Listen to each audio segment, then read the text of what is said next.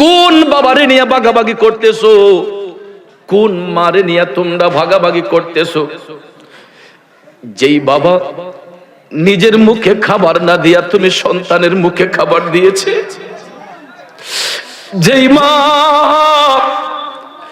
নিজের মুখে খাবার না দিয়া সন্তানের মুখে খাবার দিয়েছে, তুমি সন্তানরে শুকনা কাপড় দিয়া মোড়াইয়া মা বিছানায় রাখছে। এই পুষ মাসে শীতের মধ্যে গো, কত মা ভিজা জায়গার মধ্যে শুয়ে আছে, কিন্তু জাদুমণি রে শুকনা কাপড় দিয়া বুকের মধ্যে জড়াইয়া রাখছে। ঠিক না ঠিক? ওরে মা বাবা অতি আপন, মা বাবারে করো যতন, মা বাবা অতি আপন, মা বাবারে করো যতন। আরে মার কলিজায় আঘাত দিলে খোদা সহে না, মার কলিজায় আঘাত দিলে খোদা সহে না। আল্লাহ নবীজির দয়া তারা পাবে না, আল্লাহ নবীজির দয়া তারা পাবে না। কথা বলেন ঠিক না বেঠিক? এ যুবক বন্ধু, তোমার যে বাবাকে নিয়ে ভাগাভাগি করতেছো, একটাবার তোমার শৈশবের কথা চিন্তা করো রে। তুমি যখন ছোট্ট ছিল, তোমার 1 টাকা ইনকামিং সোর্স ছিল না, 1 টাকা ইনকাম ছিল না। চকলেট খাওয়ার জন্য টাকার প্রয়োজন, সানাসুর খাওয়ার জন্য টাকার প্রয়োজন। বাবার হাতে গিয়া ডাক দিয়া কইছি, আব্বা চকলেট খাবো, সানাসুর খাবো, কিছু টাকা দরকার। ওই বাবার পকেটে টাকা না থাকলেও বাবা অন্য বন্ধুর কাছ থেকে টাকা ধার করে নিয়ে আসছে। ঠিক কিনা বলেন? কিন্তু ছেলে মেয়ের চাহিদা পূরণ কইরা দিছে গো। যেমন আজকে যে এই নারায়ণীখার নুরিয়া গাউসিয়া দরবার শরীফের মাহফিল, ওই এলাকার যত শিশু বাচ্চা আছে তারা দেখবেন 2 দিন 3 দিন আগেই তাদের বাবার সাথে বায়না ধরে রাখছে, আব্বা রানীখার দরবারে মাহফিল হবে, আমার জন্য 50 টাকা রাইখা দিও, 100 টাকা রাইখা দিও। ঠিক নিউ? আমরা তো সন্ধ্যার পরে খাবার দাবার খাইয়া জান্নাতের বাগানে আসছি, কিন্তু ওই এলাকার কোমলমতি বাচ্চাগুলা আজকে সকাল থেকে তাদের মনে আনন্দ। কথা বলে, এরা সকাল থেকে সারাটা দিন পর্যন্ত বাবার পকেটে টাকাই না, চকলেট সানাসুর মিষ্টি খাইছে। আমি ওই সমস্ত সন্তানদেরকে স্মরণ করাইয়া দিতে চাই, আজকে যারা মা বাবার নিয়ে ভাগাভাগি করেন, আপনারা যখন ছোট্ট ছিলেন এরকম বাবার কাছ থেকে হাত পাইতা টাকা নিছেন। আজকে বাবা যদি 50 টাকার আবদার করে, 100 টাকার আবদার করে, 500 টাকার আবদার করে, 1000 টাকার আবদার করে গো, অনেক সন্তান আছে ওই বাবাটারে ধমক মাইরা কথা বলেন, আছে না নাই? এ যুবক বন্ধু, পায়ে হাত ধরে বলবো, আল্লাহর নবী বলেছেন যেই ঘরের মধ্যে বাবা আছে ওই ঘরে আল্লাহর রহমত আছে রে, যেই ঘরের মধ্যে মা আছে ওই ঘরের মধ্যে আল্লাহর জান্নাত আছে। সুবহানাল্লাহ বলেন।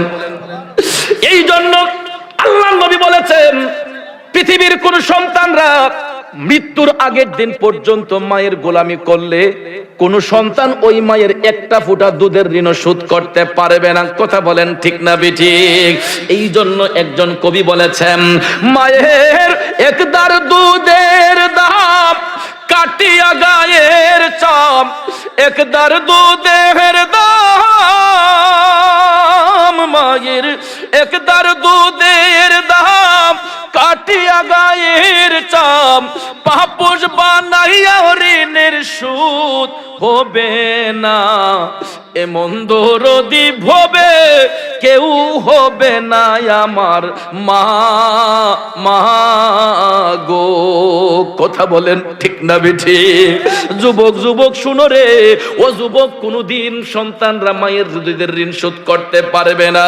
এরকম চিন্তা করতে করতে আল্লাহর একজন ওলি, তিনি বেকার হয়ে গেছিলেন।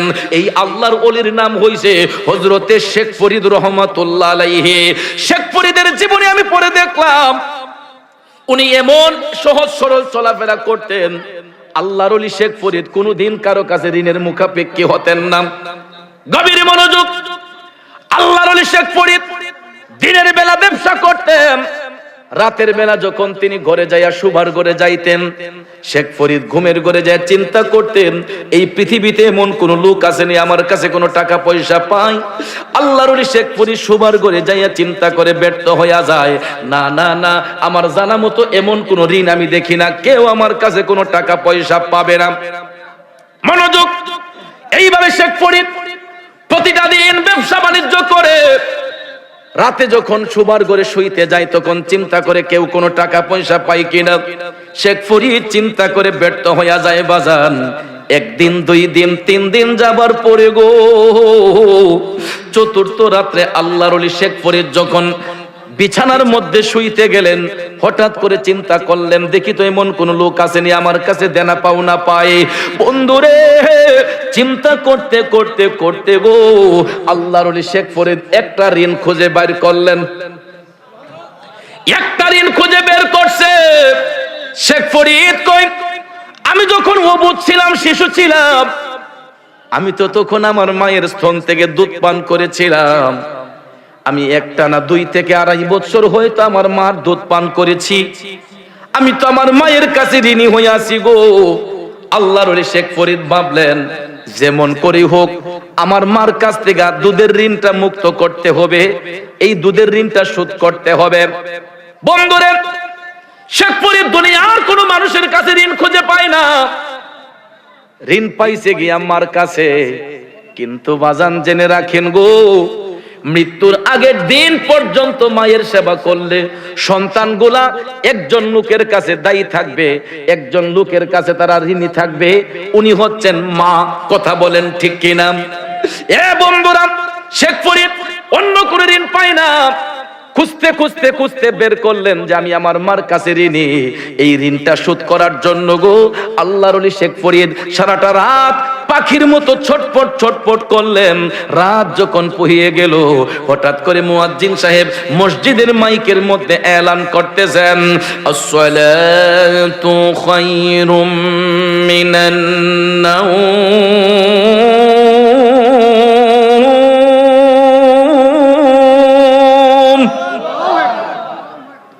আওয়াজটা মজা না বেমজা? মজা না বেমজা? এই কথার দ্বারা কি মুয়াজ্জিন সাহেব আমার আপনার বাপ দাদাকে তুলে গালি দিয়েছেন? কাউকে গালি দিয়েছেন? মুয়াজ্জিন সাহেব বলছেন, আসসালাতু খায়রুম মিনান নাওম, ঘুম হইতে নামাজ ভালো। ঠিক না ঠিক? শেখ ফরিদ বিছানার মধ্যে ঘুমায় নাই, সারাটা রাত পাখির মতো ছটফট করছে রে। ও বন্ধু, এমন সময় আজানের ধ্বনি শোনার পরে শেখ ফরিদের মা ঘুম থেকে জাগ্রত হলেন নামাজ পড়ার জন্য। আমার বাংলাদেশে কত শেখ ফরিদ আছে, কত শেখ ফরিদের মা আছে রে, ফজরের আজান শোনার পরে নাক টেনে টেনে ঘুমায়। কথা বলেন ঠিক কিনা? বাবাজিরা আমার, বন্ধুরা আমার, শেখ ফরিদের মা আজানের ধ্বনি শোনার সঙ্গে সঙ্গে গো তিনি ঘুম থেকে জাগ্রত হলেন নামাজ পড়ার জন্য। আল্লাহর ওলি শেখ ফরিদ তিনিও নামাজ পড়তে মসজিদে গেলেন। যুবক শেখ ফরিদও নামাজ পড়তে মসজিদে গেছে গো। নামাজ শেষ করার পরে শিশির ভেজা সকালে শেখ ফরিদ মার রুমে প্রবেশ করলেন। আয়েশা দেখে গো মা দুঃখিনী নামাজ আদায় করে মধুর কণ্ঠে কোরআন শরীফ তেলাওয়াত করতেছে। আর আমার দেশের মারা কোরআন শরীফ পড়বে দূরের কথা, বর্তমানে দেখা যায় অনেক মাদের সকালে ঘুমই ভাঙ্গে না। কথা কোন ঠিক না ঠিক? ওরে বাবা ভালো তো, ছেলে ভালো, মা ভালো তো, জি গাই ভালো তো, বাছুর ভালো, দুধ ভালো তো, ঘি। ঠিক না ঠিক? বাবা ভালো তো, ছেলে ভালো, মা ভালো তো, জি গাই ভালো তো, বাছুর ভালো, দুধ ভালো তো, ঘি। বাজান, গাছের গোড়া যদি ভালো হয়, ফল সুন্দর হয়। গোড়ায় যদি সমস্যা হয়, আগার ফল কখনো সুন্দর হয় না। ঠিক না ঠিক? ওরে নবীর প্রেমিকেরা, শেখ ফরিদ এমন মায়ের গর্ভে জন্মেছেন যার মাও ছিলেন একজন আবেদা মহিলা, কোনদিন ইচ্ছে করে নামাজ কাজা করতেন না। আল্লাহর ওলি শেখ ফরিদ তিনি ওই মায়ের সন্তান, কোনদিন শেখ ফরিদের জবান দিয়া মিথ্যা কথা বের হতো না, তিনি কোনদিন কারো কাছে ঋণের মুখাপেক্ষী হতেন না। কিন্তু দেখা যায় সকালবেলা শেখ ফরিদ মা রুমে প্রবেশ করলেন, হঠাৎ করে মা কোরআন শরীফ তেলাওয়াত করে তাকাইলেন সন্তানের চেহারার দিকে। দুঃখিনী মা তাকাইয়া দেখে গো, শেখ ফরিদের দুইটা চোখ আগুনের মতো লাল হয়ে আছে। পৃথিবীর কেউ যদি না জানে, মা সন্তানের মুখের দিকে তাকাইলে তার ভাব ভক্তি বুঝতে পারে, ঠিক না ঠিক? এ বন্ধু, শেখ ফরিদ মা রুমে আসাতে মারে যখন সালাম দিলেন, মা সন্তানের চেহারার দিকে তাকায়, কিরে শেখ ফরিদ তোর চোখ দুইটা লাল হয়ে আছে, কি ব্যাপার, রাতে কি ঘুমাস নাই? শেখ ফরিদ রাতের বেলা কি ঘুমাও নাই রে বাজান? শেখ ফরিদ ডাক দিয়া কয়, মা গো মা, কেমন করে ঘুমাবো, একটা সেকেন্ড আমি ঘুমাই না গো মা, কখন রাত পোহাবে আমি তোমার কাছে এসে একটা প্রশ্ন করব। মা কয়, ফুট প্রশ্ন কি করবা, কি এমন দাবি নিয়ে আসছো? শেখ ফরিদ ডাক দিয়া কয়, মা ও দরদি মা, তোমার দোয়ার বরকতে পৃথিবীতে এমন কোন লোক দেখি না গো যে আমি শেখ ফরিদের কাছে কোনো টাকা পয়সা পাবে। মা গো মা, তবে আমার জানা মতো আমি তোমার কাছে ঋণী হয়ে আছি গো মা। ছোট্টবেলা আমি যখন অবুঝ ছিলাম, শিশু ছিলাম, আমি তোমার স্তন থেকে দুধ পান করছি গো মা, আমি তো তোমার কাছে ঋণী হয়ে আছি মা। আমি তোমার দুধের ঋণ শোধ করতে চাই। এখন তো আমার কাছে টাকা আছে, পয়সা আছে মা, বলো কত টাকা দিলে তোমার দুধের ঋণটা শোধ করতে পারবো? ও বন্ধু রে বন্ধু, শেখ ফরিদ যখন মারে এই কথা শোনাইয়া দিল, টপ টপ করে মায়ের চোখের পানি ঝরতে লাগলো। কলিজার টুকরা সন্তানকে শোনাইল, শেখ ফরিদের মা চোখের পানি ছেড়ে কান্দে। মা টপ টপ করে চোখের পানি ছাইনা যখন কান্দে, কোনো কথা বলে না। শেখ ফরিদ ডাক দিয়া কয়, মা গো, টাকা চাও না, তাইলে কি সম্পদ দিলে তোমার দুধের ঋণ শোধ হবে? বলো মা, কতটুক সম্পদ দিলে তোমার দুধের ঋণ শোধ করতে পারবো? ওই মা শুধু চোখের পানি ছেড়ে কান্দে। কামতে কামতে মায়ের বাক শক্তি বন্ধ হইয়া গেছে, মা কথা বলে না। শেখ ফরিদ কয়, মা টাকাও চাও না, সম্পদও চাও না, কি করলে তোমার দুধের ঋণ শোধ হবে? আমি তোমার গোলামি করব গো মা, আমি গোলামি কইরা হলো তোমার দুধের ঋণটা শোধ করতে চাই। তারপর থেকে শেখ ফরিদ মায়ের সেবার মধ্যে মাশগুল হইয়া গেলেন, মার যত্ন করতেছেন, মার তত্ত্ব তালাবি করতেছেন, মারে কাঁধের মধ্যে নিয়ে হাঁটে, একটা মুহূর্তের জন্য মাকে চোখের আড়াল করে না। এরপর থেকে আল্লাহর ওলি শেখ ফরিদ মার সেবা করতে লাগলেন। করতে করতে করতে গো, দিন একটা নয়, দুইটা নয়, এক মাস নয়, 2 মাস নয়, 1 বছর নয়, 2 বছর নয়, ওরে নবীর প্রেমিকেরা, একটা না 12টা বছর পার হইয়া গেল। কয় বছর? কয় বছর? 12 বছর পার হইয়া গেছে গো। 12টা বছর শেখ ফরিদ মারে কাঁধে নিয়ে হাঁটলেন, মার গোলামি করলেন। 12 বছর পরে আল্লাহর ওলি শেখ ফরিদ কাঁধের মধ্য থেকে মারে নামাইয়া ওই মায়ের কাছে গিয়া কয়, আম্মা গো, মা, 1 দিন নয়, 2 দিন নয়, 12টা বছর তোমারে কাঁধে নিয়ে হাঁটলাম, তোমার গোলামি করলাম। মা, 12টা বছর আমি তোমার গোলামি করলাম, এখন বলো না গো মা, আমি কি ঋণ মুক্ত হইছিনি? মা বলো, তোমার দুধের ঋণ শোধ হইছেনি? কয় বছর গোলামি কইরা? কয় বছর? এ যুবক, 12 বছর গোলামি কইরা শেখ ফরিদ কয়, মা এবার বলো তোমার দুধের ঋণটা শোধ হইছেনি? চিৎকার মেরে দুঃখিনী মা ডাক দিয়া কই, শেখ ফরিদ, হে পাগল ছেলে শেখ ফরিদ, কেন এত পাগলামি করছো রে? তুই কি আমার নবীর হাদিসে মোবারকা পড়স নাই? পাগল ছেলে শেখ ফরিদ, আমার নবী কামলিওয়ালা বলছে রে, মৃত্যুর আগের দিন পর্যন্ত সন্তান যদি মায়ের গোলামি করে, পৃথিবীর কোন সন্তান মায়ের এক ফোঁটা দুধের ঋণ শোধ করতে পারবে না। আওয়াজ করে বলুন ঠিক না বেঠে? আরো জোরে বলেন ঠিক না বেঠে? ওরে 2 বছর পান করালেন মায়ের বুকের দুধ, কোলে বুকে নিয়ে আমায় দিলেন কত শোক। কিভাবে সেই মাকে ছেলে মন্দ কথা বলে, মা কেন এত দামে জানে না সকলে? বলুন মা কেন এত দামে জানে না সব? কি আপনাদের কি ঘুম আসছে? ঘুমাইছেন আপনারা? বাজান, পীর মুর্শিদের বাড়িতে আসলে কেউ যদি ঘুমায়, তার মতো পুরা কপাইল্লা এই পৃথিবীতে আর কেউ নাই।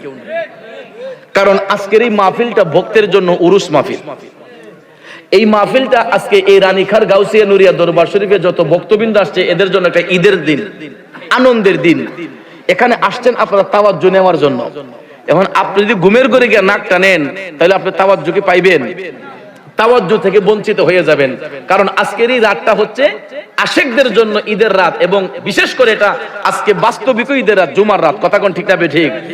আমার বাবাজিরা জীবনে তো কত ঘুমাইলেন এ বন্ধু, জীবনে কত ঘুমাইলেন। কতজনে ডাকছে তাড়াতাড়ি উঠো, উইঠা যাই, কিন্তু ভাইয়েরা এমন ঘুম জীবনে ঘুমাইবো গো, যেই ঘুমের ঘরে চলে গেলে পৃথিবীর কেউ আর ডাইকা সজাগ করতে পারবে না। এমন ঘুম ঘুমাইয়া যাব, যেই ঘুম থেকে আর কেউ জাগ্রত করতে পারবে না। এই জন্য 2টা হাতরে জোর করে বলতেছি, অন্তত একটু সুবহানাল্লাহ, আল্লাহু আকবার, ইয়া রাসূলুল্লাহ শব্দটা জোরে বলার চেষ্টা করবেন। যদি জোরে বলতে পারেন, দেখবেন নিজের শরীরের মধ্যে একটা স্পিরিট থাকবে, কাছের মানুষগুলা জাগ্রত থাকবে, দূরের মানুষগুলারও কাছে চলে আসবে। ঠিক কিনা বলেন? তাইলে আমরা কি ঘুমাবো? আপনারা কি ঘুমে আছেন? কেউ কেটা কেটা ঘুমে তুলে দেখান? ও ঠিকই আছে, এরা বেড়ান ঘুমো আছে। ও কি তারপর আপনি ঘুমো মা? আচ্ছা, ঘুমের মানুষ কি হাত তুলতে পারে? তাইলে ওই দেখুন, এরা শুনছে ভালোই, এরা ঘুমের থেকে হাত তুলছে, এরা বলে ঘুমো। তার মানে এ বেটা শরীরের মাঝে জুস আই পড়ছে। কথা কোন ঠিক না বে ঠিক? ওরে তুই মরিলে কান্দিবে কয়জন, যখন আন্ধার ঘরে শোয়াইবে, মাটির দেহ মাটি খাবে, ছিন্ন রবে মায়ারি বন্ধু।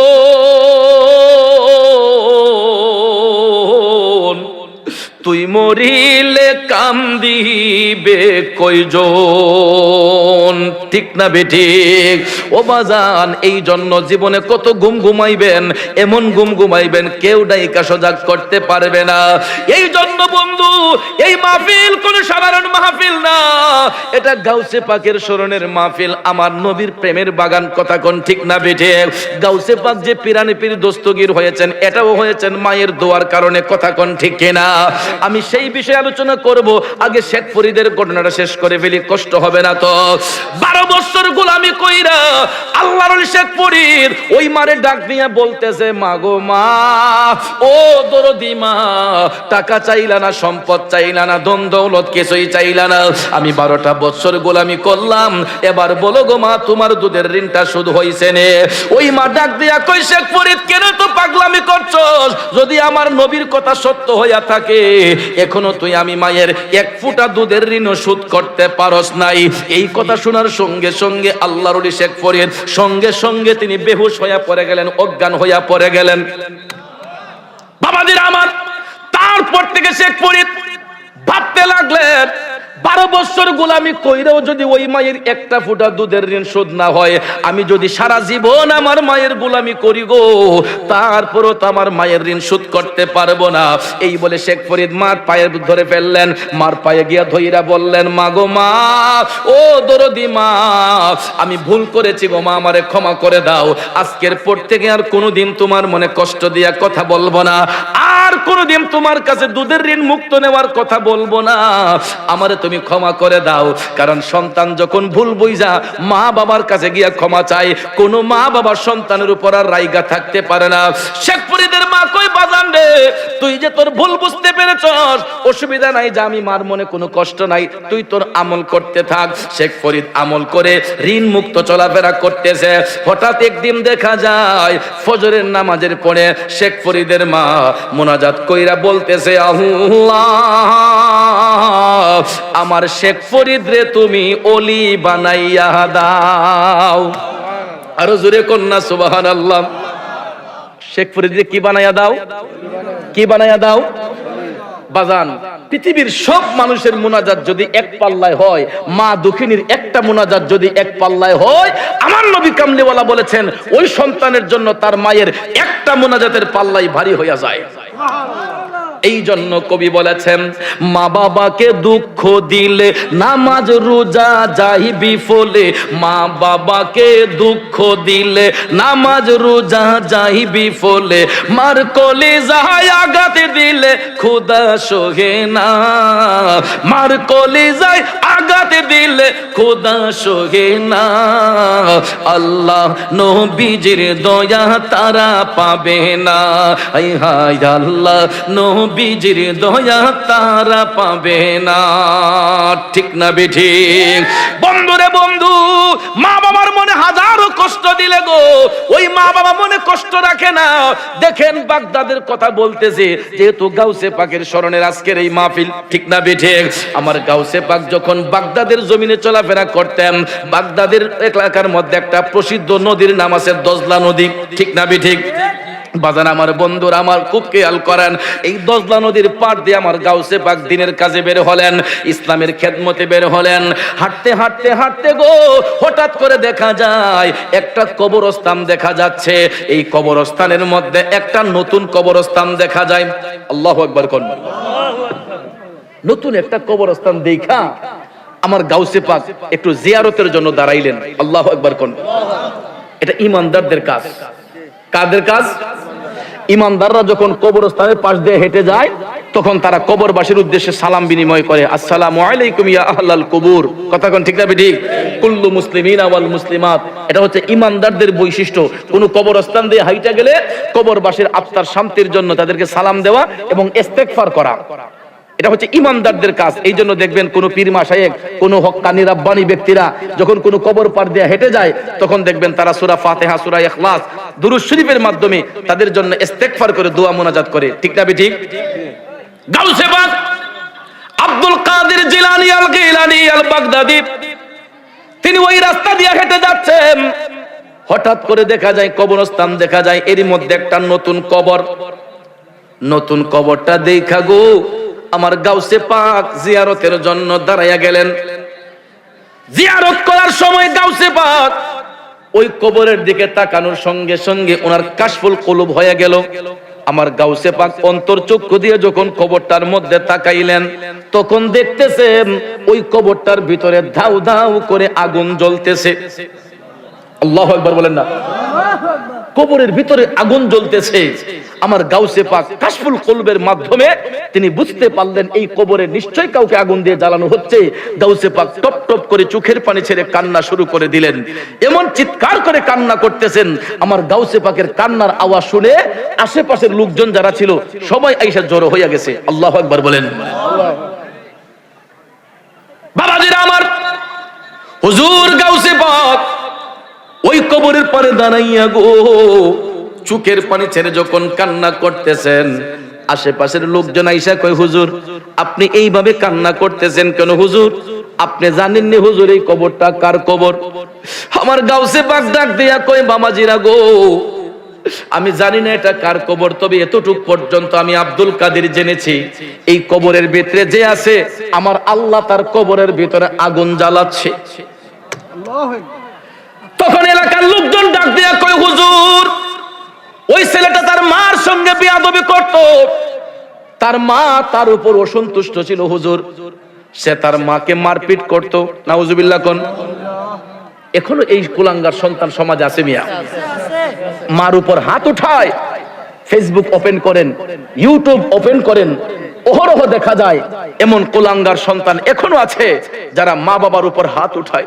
ঠিক না ঠিক? ওরে ছেলে যদি কোথাও যায় মার মনে শান্তি নাই, কখন আসবে জাদু ফিরিয়া। আবার নিজের চোখে দেখেছি একটা মায়ের সন্তান রায়পুরা উপজেলার মধ্যে তার মার সাথে বেয়াদবি করছে, তার মাকে নিষেধ দিয়েছে তার বাড়িতে না আসার জন্য। মারে যখন নিষেধ করছে বাড়িতে না আসার জন্য, তার ঘরের মধ্যে তার মা অনেকদিন আসে নাই। ভাগ্যক্রমে ওই দিন আমি ওই এলাকার মধ্যে একটা প্রোগ্রামে গিয়েছিলাম, যাবার পরে শুনি ওই ছেলেটা একটা মামলার মধ্যে জড়িত হইয়া তাকে কারাগারে নিয়ে গেছে। আমি জিজ্ঞেস করলাম তার মাকে তো সে নিষেধ করেছিল বাড়িতে আসার জন্য। কই হুজুর তার মারে নিষেধ করলে কি হবে, এখন মামলাটা নিয়ে সবচেয়ে বেশি দৌড়াদৌড়ি করতেছে তার মা। দেখেন যেই ছেলে মারে নিষেধ করছে তার বাড়িতে আসার জন্য, ওই মা ওই ছেলেকে জেল হাজত থেকে ছুটাইবার জন্য পাগলের মতো হয়ে গেছে। শুধু কয় আমার জাদুমণির তাড়াতাড়ি মুক্ত করো আল্লাহ, আমার জাদুমণির তাড়াতাড়ি মুক্ত করে দাও। এই উকিলের কাছে যাই, ওই উকিলের কাছে যাই, কখন তার জাদুমণিটাকে খাঁচা থেকে বের করবে, জেল থেকে মুক্ত করবে। হে যুবক শুনো রে, এই লোকটার নামই হচ্ছে মা, যাকে আমরা হাজারটা কষ্ট দেই, হাজারটা আঘাত দেওয়ার পরেও যেই মহিলাটা হাজারটা অপরাধ মাফ করে দিয়া শুধু সন্তানের জন্যই কান্দে। ঠিক না ঠিক? আমার গাউসে পাকের জামানায় ওই সন্তানটা তার মার সাথে বেয়াদবি করছিল, তার মা নাকি বলছিল আল্লাহ গো হয়তো আমি মারে নিয়ে যাও, নাইলে আমার চোখের সামনে থেকে তুমি তারে নিয়ে যাও। আহ কতটুকু কষ্ট পেলে একটা মার জবান দিয়ে এই কথা আসে। ঠিক না ঠিক? অতিষ্ঠ হয়ে যাবার পরে, সন্তানের আঘাতে অতিষ্ঠ হয়ে যাবার পরে এরকম কথা মার মুখ দিয়ে কোনো সময় আসতে পারে। ঠিক না ঠিক?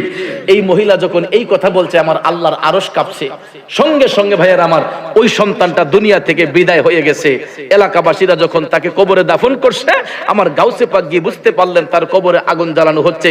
এলাকার মানুষরা যখন সাক্ষী দিল, গাউসে পাক বলে না, সন্তানের জন্য কখনো মায়ের দিল পাষাণ থাকতে পারে না, আমি তার মার সঙ্গে দেখা করতে চাই। গাউসে পাক ডাক দিয়া বললেন ও বাবাজিরা গো, ওই ছেলের বাড়িটা কোনটা, আমি তার মার সঙ্গে একটু দেখা করতে চাই, তোমরা আমার একটু ঠিকানাটা বইলা দাও। লোকজন ডাক দিয়া কয় হুজুর এই যে সামনের বাড়িটা হচ্ছে তার মায়ের বাড়ি, ওই বাড়িতে গেলে আপনি তার মাকে খুঁজা পাবেন। দেখেন মা কেমন মা। এ যুবক শুনো রে, আমার গাউসে পাক ঠিকানা লইয়া হাইটা হাইটা ওই বাড়ির মধ্যে গেলেন। বাড়িতে যাইয়া গাউসে পাক বাড়ির বাহির থেকে সালাম দিলেন, আসসালামু আলাইকুম ওয়া রাহমাতুল্লাহ। ভিতর থেকে একজন মহিলা মা আওয়াজ দিলেন ওয়া আলাইকুমুস সালাম ওয়া রাহমাতুল্লাহ। গাউসে পাক তখন ডাক দিয়ে বললেন মা, ও দরদি মা, অনুমতি দিলে আমি আপনার বাড়িতে একটু ঢুকতে চাই। এখানে খুব সুন্দর একটা মাসালা, ক্লিয়ার একটা মাসালা আপনারা শুনেন। আমার গাউসে পাক ইচ্ছে করলে কিন্তু ডাইরেক্টলি ওই বাড়িতে ঢুকতে পারতেন। ঠিক না ঠিক? কিন্তু ইসলাম সেটা নিষেধ করেছে। আপনার নিজের বাড়ি হলেও, আপনার নিজের বাড়ি হলেও ইসলাম শিক্ষা দিচ্ছে, আল্লাহ নবী শিক্ষা দিচ্ছেন, তোমরা কারো বাড়িতে গিয়ে ডাইরেক্টলি ঢুকবা না। হোক নিজের বাড়ি, হোক খালার বাড়ি, হোক শ্বশুর বাড়ি, হোক মামার বাড়ি, কারো বাড়িতে ঢুকার আগে আপনি বাহির থেকে আগে সালাম দিবেন, আসসালামু আলাইকুম ওয়া রাহমাতুল্লাহ। যদি ভিতর থেকে আওয়াজ না আসে, রাসূল বলছেন তুমি 3 বার গলা কাশি দাও। কেন? ঘরের ভিতরে মহিলা মা বোন আছে, তাদের একটা ব্যক্তিগত স্বাধীনতা আছে। কথা বলেন ঠিক না ঠিক? মহিলাদের ঘরের ভিতরে একটা ব্যক্তিগত স্বাধীনতা আছে। হইতে পারে এটা আপনার স্ত্রী, হইতে পারে আপনার মা, হইতে পারে আপনার উপযুক্ত বোন। তাদের ভিতরে ঘরের ভিতরে একটা ব্যক্তিগত স্বাধীনতা আছে। অনেক সময় অনেক মা বোনদের মাথায় কাপড় থাকে না, অনেক সময় অনেক মা বোনদের বুকের উপরে কাপড় থাকে না, অনেক সময় অনেক মা বোনরা বাচ্চাদের দুধ পান করায়, ঠিক না ঠিক? তাদের একটা স্বাধীনতা ঘরের ভিতরে আছে। এই ব্যক্তিগত স্বাধীনতার মধ্যে হস্তক্ষেপ না করার জন্য আল্লাহ রাসূল বলেছেন, তোমরা কারো বাড়িতে ঢোকার আগে সালাম বিনিময় করবা, যাতে করে এরা বুঝতে পারে বাহির থেকে লোক আসতেছে। এরা ক্লিয়ারেন্সের জন্য, অ্যালার্ট হওয়ার জন্য, সতর্ক হওয়ার জন্য মহিলাদেরকে বোঝাতে হবে যে বাড়ির বাহিরে পুরুষ আছে। কথা কোন ঠিক না ঠিক? তারা নিজেকে গুছিয়ে নিবে। আমার গাউসে পাক এই শিক্ষা আমাদেরকে দিলেন। ইচ্ছে করলে গাউসে পাক বাড়ির ভিতরে ঢুকে যেতে পারতেন, কিন্তু আমার গাউসে পাক অনুমতি চাইলেন যে মা, আপনি অনুমতি দিলে আমি আপনার ভিতরে একটু ঢুকতে চাই। মহিলা মা ডাক দিয়ে বললেন, কে আপনি? তিনি বললেন, মাগো মা, আমার নাম আব্দুল কাদির। নামটা শোনার সঙ্গে সঙ্গে মায়ের রুম গুলা খারিয়ে গেল। ওই মা ডাক দিয়া বলল, বাজান আপনি কেমনে কেমনে আসেন, ভিতরে আসেন, ভিতরে আসেন। আমার গাউসে পাকরে দেখা ওই মহিলা মা অবাক হইয়া গেছে গো। এমন সময় মা ডাক দিয়া কয়, বাজান আপনি কেমনে কেমনে আমার বাড়িতে আসলেন? আমার গাউসে পাক ডাক দিয়া কয়, মা আমি ওই নদীর পাড় দিয়া যাচ্ছিলাম গো, হঠাৎ করে নতুন কবরস্থান দেখে আমি শুনতে পারলাম এটা নাকি আপনার সন্তান। এই কথা বলতো এই মহিলা কি করছে, আমার গাউসে পাকরে হাসি মুখে কথা কইছিল তো, তখন দেখা যায় মহিলার মন কালো হয়ে গেছে। এই বেডি ফাঁক দিয়া কয়, হুজুর এই কথা আমার সামনে কইেন না। গাউসে পাক কয়, মা সন্তানের জন্য মায়ের দিল কখনো পাষাণ থাকে না, আপনি আপনার সন্তানটারে মাফ কইরা দেন। মহিলা কয়, হুজুর আমি মাফ চাই, এর আমি মাফ দিতে পারতাম না। হুজুর আমি তাকে মাফ দিতে পারবো না। গাউসে পাক কয়, মা আমি কাশফুল কুলুবের মাধ্যমে জানতে পেরেছি তোমার ছেলেটার কবরের মধ্যে আযাব হচ্ছে। মহিলাকে, হোক, হে আমারে যে কষ্ট দিছি হুজুর, আমি হেরে ক্ষমা করতে পারতাম না। এ বন্ধু, মহিলা তার সন্তানকে ক্ষমা করতে চায় না। আমার গাউসে পাক ডাক দিয়া বললেন, মা আমার একটা অনুরোধ রাখো গো, তুমি তোমার সন্তানকে ক্ষমা কইরো না, তুমি একটা বার শুধু আমার সাথে তুমি তোমার ছেলের কবরের পারে যাইবানি। হুজুর আপনি এই কথা যদি অনুরোধ রাখতে পারবো, কিন্তু আমি হেরে ক্ষমা করতে পারবো না। আমার গাউসে পাক কয়, ঠিক আছে তোমার ক্ষমা করতে হবে না, তুমি শুধু আমার সাথে একবার তোমার ছেলের কবরের পারে আসো। আল্লাহু আকবার কোন। আরে মা কেন এত দামি জানে না সকলে, জানতো যদি পড়তো দেখে কোরআন হাদিস খুলে। একটি হজের সওয়াবে মিলে মাকে একবার দেখিলে, মা কেন এত দামি জানে না সকলে। কষ্ট হচ্ছে আমার বাবাজিরাম। এবার গাউসে পাক ডাক দেয়া কয়, মা তোমার সন্তানকে ক্ষমা করতে হবে না, একটাবার শুধু তুমি আমার সাথে তোমার ছেলের কবরের পারে যাইবানি। হুজুর এটা যাইতে পারে, কিন্তু তারে ক্ষমা করতে পারবো না। গাউসে পাক কয়, তাহলে চলো, ক্ষমা করতে হবে না, একবার শুধু আমার সঙ্গে আসো। ওই মাকে সঙ্গে নিয়ে আমার গাউসে পাক তার সন্তানের কবরের পারে গেলেন। আল্লাহু আকবার বলবেন না? সন্তানের কবরের পারে যাইয়া আমার গাউসে পাক টপ টপ করে চোখের পানি চাইরা আমার আল্লাহরে ডাক দিয়া বলতেছেন, দয়াল আল্লাহ রে, কি নাম জপলে পাবো তোমারে, দয়াল আল্লাহ রে, কি নাম জপলে পাবো তোমারে।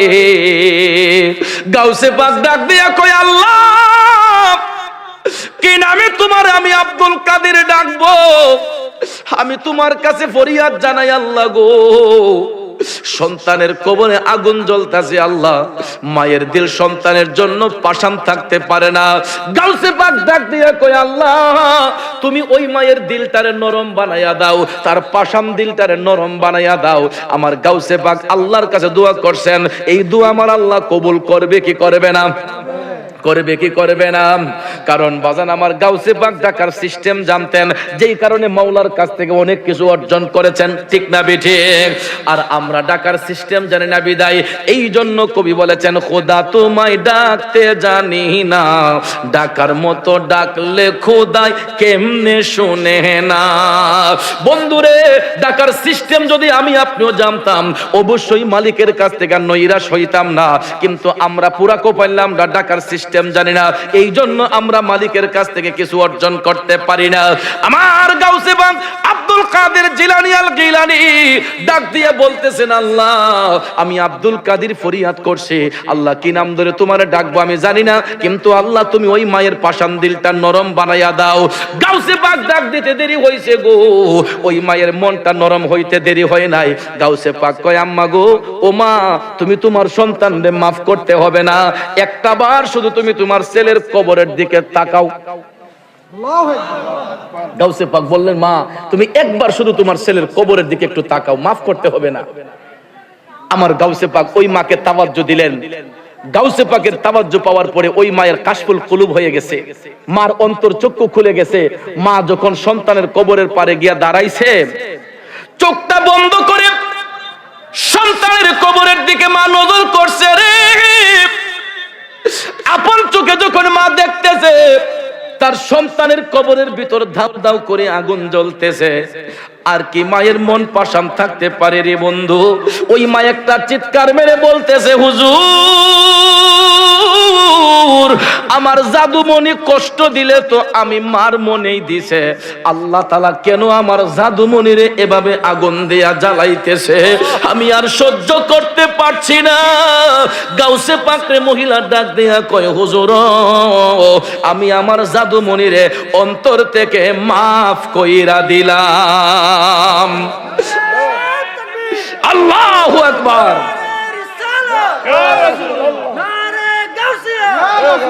ওরে মায়ের কান্দন যাবত জীবন,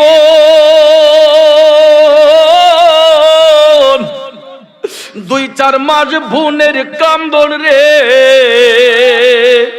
হে ঘরের পরিবারের কান্দন কয়েকদিন পর থাকে না। দুঃখের দরদি আমার জনম দুঃখী মা, গর্ভধারিণী মা, জনম দুঃখিনী মা, দুঃখের দরদি আমার জনম দুঃখী মা। কথা বলেন ঠিক কিনা? আমার বাজানো ওই মা যে কেমন মা, ওই মায়ের সম্মান যে কেমন। আমার গাউসে পাক আব্দুল কাদের জিলানী আল গিলানী মাকে যখন তাওয়াজ্জু দিলেন, ওই মা যখন আপন সন্তানের কবরের দিকে তাকায় দেখছে সন্তান আগুন দিয়া জ্বলতেছে, মা কয় আমি আর সহ্য করতে পারি না, আমার অন্তর থেকে জাদুমণিরে মাফ করে দিলাম। মা যখন ক্ষমা করে দিছে, আমার গাউসে পাক ওই সন্তানের কবরের দিকে আবার কাশফুল কলবের মাধ্যমে তাকাইলেন। তাকাইয়া দেখে গো, সত্যি সত্যি আমার আল্লাহ ওই সন্তানের কবরের আযাব মাফ কইরা দিছে, আগুন বন্ধ হয়ে গেছে। অর্থাৎ মা বাবা যদি সন্তানের উপর অসন্তুষ্ট হয়, আমার আল্লাহ অসন্তুষ্ট। মা বাবা যদি সন্তানের উপর মায়া মোহব্বত হয়, খুশি হয়, ওই সন্তানের কবরের মধ্যে শান্তি। কথা বলেন ঠিক কিনা? এই জন্য যুবক ভাইরা তোমাদের পায়ে ধরে বলবো, কোনোদিন মারে ধমক দিয়া কথা বলবা না। কারণ একটা সন্তান গর্ভে নিয়ে মা যে কত কষ্ট করছে রে। দেখো হাদিস শরীফে আল্লাহর নবী মারে কতবার সম্মান দিবেন। আন আবি হুরায়রা রাদিয়াল্লাহু তাআলা আনহু জাআ রাজুলুন ইলা রাসূলুল্লাহ সাল্লাল্লাহু আলাইহি ওয়াসাল্লাম ফাকালা ইয়া রাসূলুল্লাহ সাল্লাল্লাহু আলাইহি ওয়াসাল্লাম মান আহাক্কু বি হুসনে সাহাবাতি ক্বালা উম্মুকা ক্বালা সুম্মা মান ক্বালা উম্মুকা ক্বালা সুম্মা মান ক্বালা উম্মুকা ক্বালা সুম্মা মান ক্বালা সুম্মা আবুকা। মুত্তাফাকুন আলাইহি। চিৎকার মেরে বলুন সুবহানাল্লাহ। এটা বুখারী এবং মুসলিম শরীফের হাদিস। বাজান হযরত আবু হুরায়রা রাদিয়াল্লাহু তাআলা আনহু হাদিস বর্ণনা করেছেন, আল্লাহর নবীর সাহাবী আমার নবীর কদমে হাজির হলেন, ইয়া রাসূলুল্লাহ, নবী গো, এই পৃথিবীতে আমি সন্তানের কাছে সবচেয়ে উত্তম আচরণ পাওয়ার অধিকারী কোন ব্যক্তি আছে? তখন জবাবে রাসূল বললেন, উম্মুকা, তোমার মা। সুবহানাল্লাহ বলবেন না?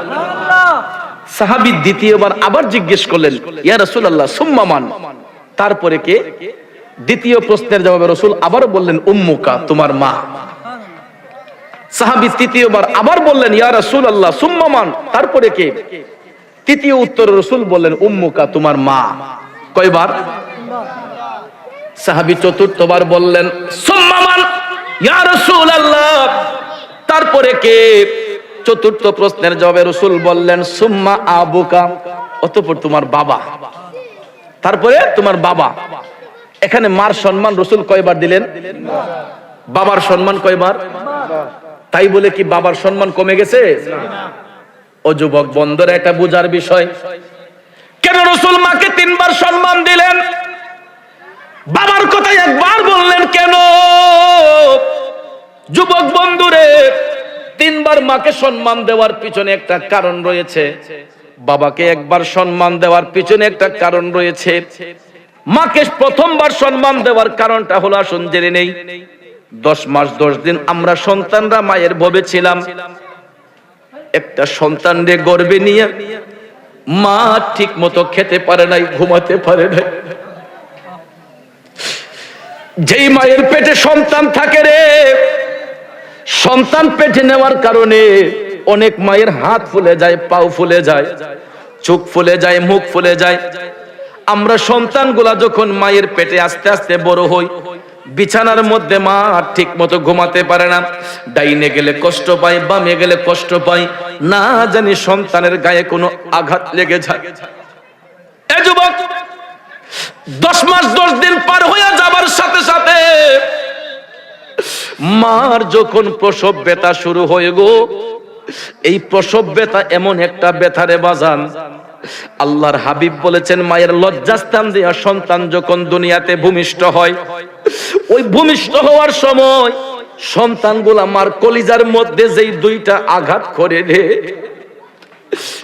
পৃথিবীটা কিয়ামত হলে যেই রকম মনে হয়, সন্তান প্রসবের সময় ওই মায়ের কাছে ঠিক সেই রকম মনে হয়। 10 মাস 10 দিন মায়ে গর্ভে দিছে ঠাই, রক্ত মাংস খায়া মায়ের ভবে আইলাম ভাই। ভূমিষ্ঠ হইয়া আমি উঠিলাম কান্দিয়া, শান্ত করিল মায়ে বুকের দুধ দিয়া। ওরে মায়েরও প্রসবের কালে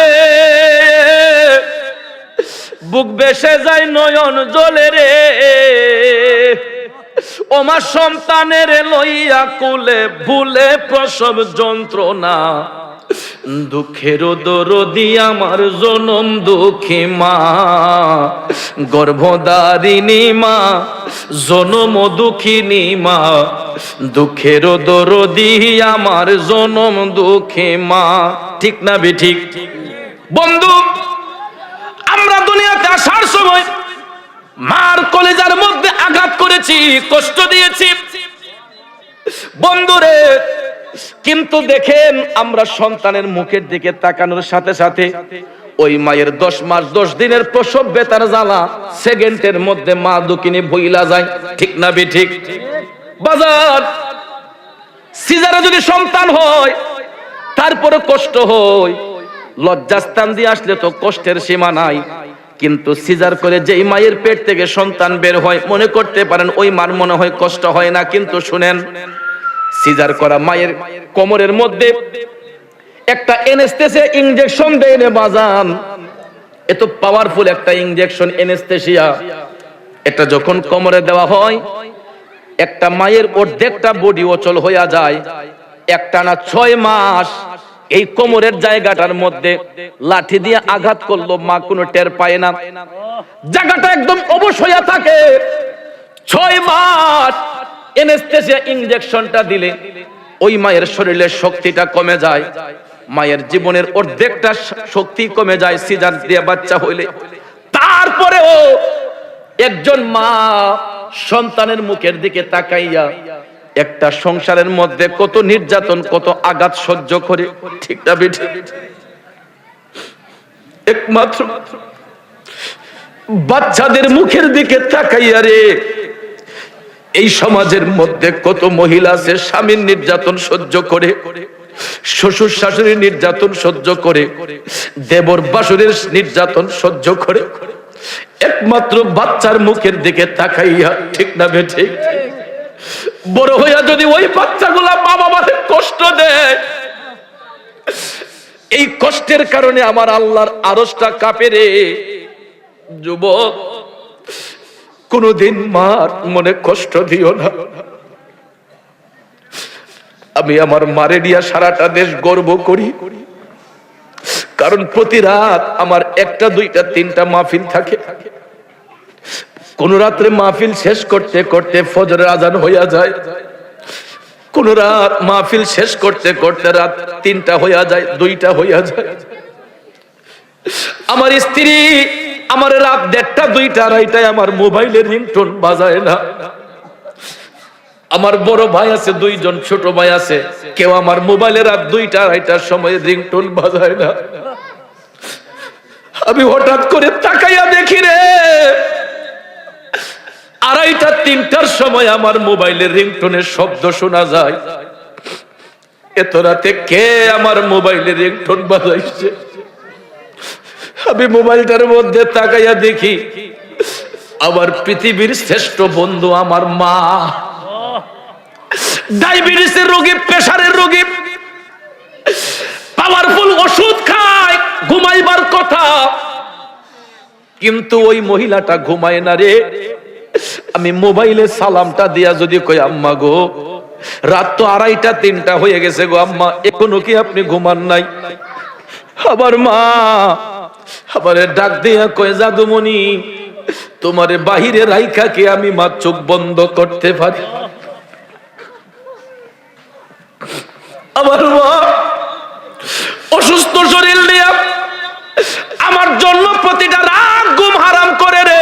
যুবক, শুধু আমার মা নয়, সমাজের প্রত্যেকটা সন্তানের মা, তার জাদুমণি যখন মায়ের চোখের আড়াল থাকে রে, একটা মাও ঠিক মতো খায় না, ঠিক মতো ঘুমায় না।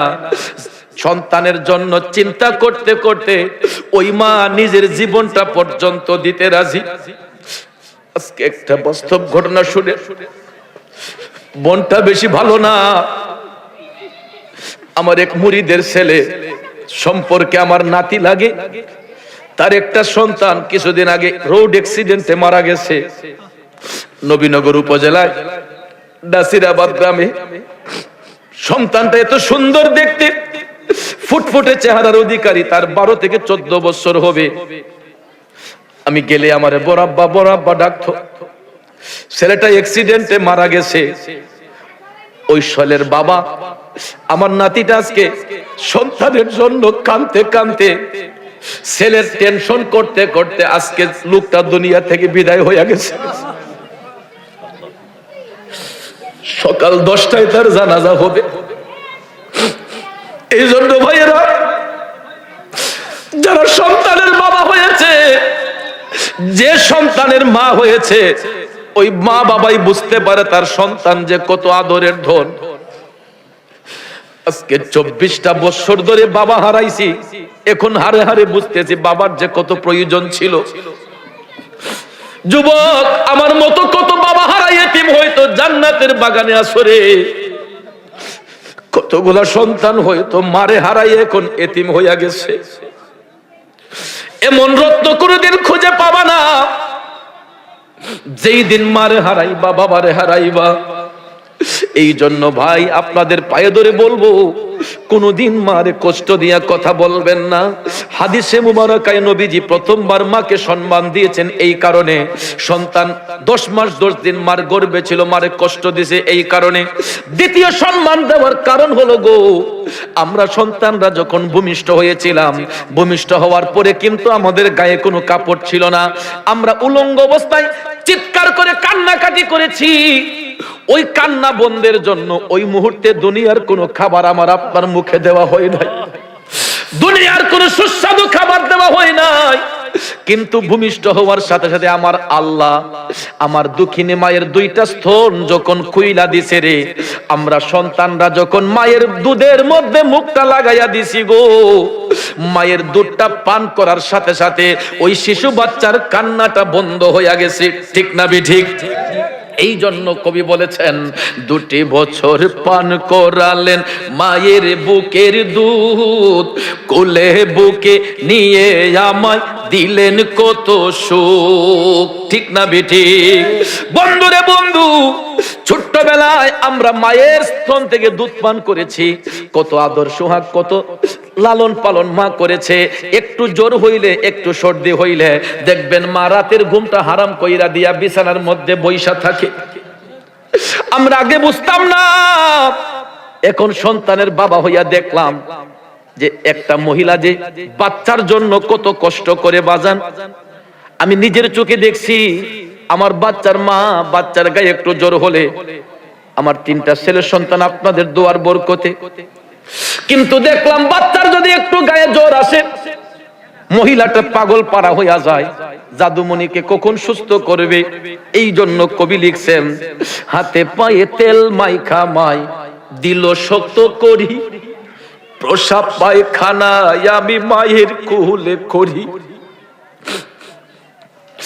তবু না আমার রাগ হইল, ভিজলো গুয়ে মুতে, আমারে শুকনায় রাখিয়া মাই থাকে ভিজাতে। ওরে অসুখ হইলে দেখি চায়া, আমার মাই রইছে বিছানায় বহিয়া রে, বলে আমায় আল্লাহ যাও গো লইয়া সন্তানের নিও না, দুঃখের দরদি আমার জনম দুঃখে মা, গর্ভধারিণী মা, জনম দুঃখিনী মা, দুঃখের দরদি আমার জনম দুঃখী মা। এ বন্ধু, শুধু তাই নয়, সন্তানের যদি একটা পাও ভাঙ্গা হয়, সন্তানের যদি একটা হাত ভাঙ্গা হয়, অন্য লোকে গিয়া কয় ল্যাংড়া ছেলে, অন্য লোকে গিয়া কয় হাত ভাঙ্গা ছেলে, যদি বুবা হয় কয় বুবা ছেলে। কিন্তু মা কোনোদিন তার সন্তানদের ল্যাংড়া সন্তান কয় না, কানা সন্তান কয় না, কইরা আমার মানিক, ঠিক না ঠিক? ওরে ল্যাংড়ায়া তোর কানা খোরা হইলে পরে ছেলে, ধোলা যাইরা তবু মায়ের টান দিয়া লয় কোলে, পুত্র যদি কুপুত্র হয় মায়ে নাহি ঠেলে, হাজার দোষ রাখিয়া গোপন সন্তানের পালে, ঠিক কিনা? কবি শাহ আলম ভেবে বলে, এ জান্নাত মায়ের চরণ তলে রে, তোরা দেখ বুখারী হাদিস খুলে করছেন নবী ঘোষণা, দুঃখের দরদি আমার জনম দুঃখী মা, গর্ভধারিণী মা, জনম দুঃখিনী মা, দুঃখের দরদি আমার জনম দুঃখী মা। বন্ধুরে, এই জন্য আল্লাহর নবী বলছেন, মার স্তন থেকে দুধ পান করেছি। পৃথিবীর কোন সন্তান মৃত্যুর আগের দিন পর্যন্ত গোলামি করলে মার দুধের ঋণ শোধ করতে পারবে না। এই জন্য দ্বিতীয়বার রাসূল মাকে সম্মান দিয়েছেন। তৃতীয়বার সম্মান দেওয়ার কারণ হলো, একটা সন্তানের সর্বপ্রথম অভিভাবক হচ্ছে তার মা, ঠিক না ঠিক? সর্বপ্রধান অভিভাবক হচ্ছে তার মা। কেন জানেন? মা হচ্ছে সন্তানের প্রধান শিক্ষক। একটা বাচ্চার মুখে সর্বপ্রথম ভাষা ফুটিয়ে তুলেছেন মা। কারণ আমি মার কাছ থেকে আব্বা ডাক শিখেছি, আম্মা ডাক শিখেছি। এই কথাটা কিন্তু আমি মক্তবের হুজুরের কাছ থেকে শিখি নাই, মাদ্রাসার কোন টিচারের কাছ থেকে শিখি নাই, আমি স্কুলের কোন স্যারের কাছ থেকে শিখি নাই। নাকি শিখছি? এই শিক্ষা দিয়েছেন আমার মা। ছোট্টবেলায় আদর সোহাগ দিয়া বলছে, ফুত ডাক মধুর কণ্ঠে আম্মু, ডাকো আব্বু, ডাকো কাকা, ডাকো কাকি। এই যে শব্দগুলা শিখলাম, এই শিক্ষাটা সর্বপ্রথম পাইছি মার কাছ থেকে। কথা কোন ঠিক না ঠিক? এই জন্য মা হচ্ছে সন্তানের প্রধান শিক্ষক। এই জন্য বাংলা ভাষাকে মাতৃভাষা বলা হয়, ঠিক না ঠিক? কেন বাংলাকে মায়ের ভাষা বলা হয়? আমাদের বাঙালি মা বাংলা ভাষায় আমাদের মুখে কথা তুলে দিয়েছেন। এই জন্য এই ভাষাকে বলা হয় মাতৃভাষা। শুধু আমাদের দেশ কেন, ইন্ডিয়ানদের মাতৃভাষা ইন্ডিয়ান ভাষা, পাকিস্তানিদের মাতৃভাষা পাকিস্তানি ভাষা, ইউরোপিয়ানদের মাতৃভাষা ইউরোপিয়ান ভাষা। অর্থাৎ যেই মায়ের গর্ভ থেকে সন্তান ভূমিষ্ঠ হয়, ওই মায়ের ভাষাটা যেই দেশের হয়, তার আপন সন্তানের ভাষাটাও ঠিক সেই দেশের হয়, ঠিক কিনা? বাজান, আমরা বাঙালি মায়ের গর্ভে জন্মেছি, আমাদের বাঙালি মা বাংলা ভাষায় আমাদের মুখে কথা উঠিয়ে দিয়েছেন, এই জন্য বাংলাকে বলা হয় মাতৃভাষা। কথা কোন ঠিক না ঠিক? মা শুধু শিক্ষকের দায়িত্বই পালন করেন নাই, একটা বাচ্চাকে মানুষের মতো মানুষ করতে গিয়া এমন কিছু মা আছে গো, গার্মেন্টসে কাজ কইরা বাচ্চা মানুষ করছে, এমন মা আছে সেলাইয়ের কাজ কইরা বাচ্চারে মানুষ করছে, এমন কিছু মা আছে গো অন্যের বাড়িতে কাজ কইরা বাচ্চারে মানুষ করছে। ঠিক নিও, নিজে না খায়া, নিজের মুখে খাবার না দিয়া বাচ্চার মুখে খাবার দিছে। এমন মা আছে আমি দেখছি, আপনার বাড়িতে বেড়াইতে গেছে একজন গরিব মহিলা, একটা আপেল দিয়েছেন খাওয়ার লাগিয়া, এই আপেলের টুকরাটা মা খায় না, সুন্দর করে কাপড়ের গাইটে বান্ধা লাইছে। কি গো তুমি খাও না, গাইটে বান্ধলা কেন? আমার গরু বাচ্চা আছে, আমি ফুলাহান্ডি লইয়া খামো। ঠিক না ঠিক? একটা কমলা দিছেন, নেউগো মুখের মা একটা কমলা খাও, কমলাটা সুন্দর করে আতলে আগো খাও না, না পরে খামো পরে খামো, গাইডো বান্ধা লাইছি। কি গো গাইডো বান্ধলা কেন? কয় খালাম মা আমি গড়ে গিয়া বাচ্চাটা লইয়া খামো। চিন্তা করেন, ইচ্ছে করলে ওই মা কমলাটা নিজে খেতে পারতো, ইচ্ছে করলে আপেলটা মা নিজে খেতে পারতো, পারতো না বাজান? কিন্তু ওই মা সন্তানের চিন্তা করে নিজের মুখে ফলটা না দিয়া বাচ্চার মুখে ফলগুলা তুলে দেওয়ার জন্য মা গাইটে বাইদা নিজের বাড়িতে নেওয়ার চেষ্টা করে, যে ঘরে নিলে তো আমার বাচ্চাগুলা খাইবো। কথা কোন ঠিক না ঠিক? এরকম কত মা আছে মিয়া, অন্যের বাসায় কাজ কইরা নিজের বাচ্চারা মানুষ করার চিন্তা করে। আমি আমার বাসার কত কই, আমার হবিগঞ্জের অনেক সন্তান আছেন এখানে, আমার বাসায় একটা মহিলা কাজ করতে আসে মিয়া, সকালে 10টায় আসে, আবার এই 2টা 2:30টার সময় জায়গা, এরকম 3-4টা বাড়ির মধ্যে কাম করে। আমাদের পাড়ায় 2-3টা বাসায় কাজ করে, আমার বাসা শঙ্করের মুখ। তো এই মহিলাটা যখন আসে সকালে 10টায় আসে, আবার বিকালে 2টার সময় চলে যায়। তো দুপুরের খাবারটা আছে না, আমার ঘরে খাবার কথা। আমি আমার বাচ্চার মারও কইছি যে তাইরে বললাম সুন্দর করে খাওয়াই দিও, পেট ভরে খাওয়াই দিও, যা যা লাগে তারে খাওয়াই দিবা পেট ভরে। এরপরে যদি ফল ফলাদি করে থাকে আমি কইছি সময়ে সময়ে এগুলা দিয়া দিও। কিন্তু দেখা যায় এই মহিলা দুপুরে আমার ঘরে না খাইয়াতে 2-3টা বক্স লই আয়, প্লাস্টিকের বক্স আছে না, প্লাস্টিকের 2-3টা বক্স আনে আমার বাসায়, আইনা টেবিলের উপরে এক কোণা দ্বারা রেখে দেয়। তো আমি একদিন বাচ্চার মারে জিগাইলাম, এই আমার ম্যাডামকে জিগাইলাম যে কি তা বিষয়, এই বক্স কে? তাই সময় দেখি টেবিলের উপরে কয়টা অমুকের, ওই মহিলার কথা বলতেছে। কেন? কইলা দুপুরে ইনো খায় না। আমি কই কেলে গিয়া? কয়েছে খাবার সময় লই, সে কয় বক্সের মধ্যে খাবারটা দিলে বেলে গিয়া। কেন? মহিলাটা কানে বলে যে তার ঘরের ভিতরে 2-3টা বাচ্চা আছে, তো এই ঘরের খাবারগুলা আমার ঘরের খাবারগুলা নিয়া সে তার নিজের খাবারটা ইডা নিয়ে আরো 2-3 জন লইয়া, তার বাচ্চা 2-3 জন আছে, এরা নিয়ে বাদাম ঘরে গিয়া খাবার চিন্তা করে। এখন চিন্তা করেন চান দেখি, মহিলাটা কাজ করে পরিশ্রম করে কইরা তার পেটও খিদা থাকে, আমার গরু ইচ্ছা করলে সে খাইতে পারে না, পেট বইরা খাইয়া দিতে পারে, কিন্তু সে তার খাবারটারে নিজে এখানে না খাইয়া কম হোক বেশি হোক এই খাবারটা তার বক্সে বইরা সে বাসায় লইয়া যায়, তার বাচ্চাগুলো লইয়া খাইবার লেগে। এখন চিন্তা করে দেখেন তো, একটা মা যে সন্তানের প্রতি কতটুকু দায়িত্বশীল, ঘরে তার বাচ্চারাই খাচ্ছে, এই জন্য নিজে খাম কইরা যে খাওয়ানটা নিজের লেগে পাইছে, এই খাওয়ানটা নিয়ে বাচ্চারা খাওয়াই